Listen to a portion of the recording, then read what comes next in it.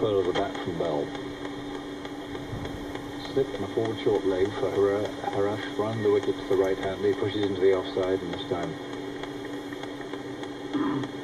Fielder quickly to the ball. That extra cover. Harath again. Bell goes back. And a little bit of bounce for Harath there. It was played from fairly high on the back.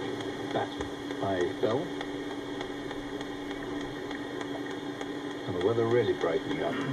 Any moment now the sun will be fully out. Harath shot him out. The ball that he holds back a bit. It's cut hard by Bell to straight to third man. They didn't get a run. Backward point. Slip and the forward short, mid-wicket, mid-on, deep back for square leg is the field as Bell drives through the gap up mid-off to long off for a single and brings up England 300. Which has taken them 77 overs and about 4 balls.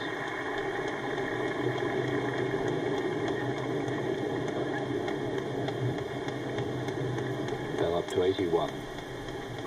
Harath over the wicket to the left-handed Morgan, who immediately takes a pace or two out to the pitch of the ball and then just plays with the full face in defence to mid-wicket and doesn't take a run. Crowd sorting themselves out after lunch. I wonder whether they'll take the new ball, which is only 3 overs away. If they don't, we've got a lovely little prospect because Morgan is an inventive player of spin as well as Bell. And Harath, I think he's a good competitor. He doesn't bowl much rubbish. I don't think he gives it a huge tweak. He's an orthodox left-arm spinner. But he doesn't bowl any rubbish. And he quite likes the duel, I think. Yes. It would be quite a good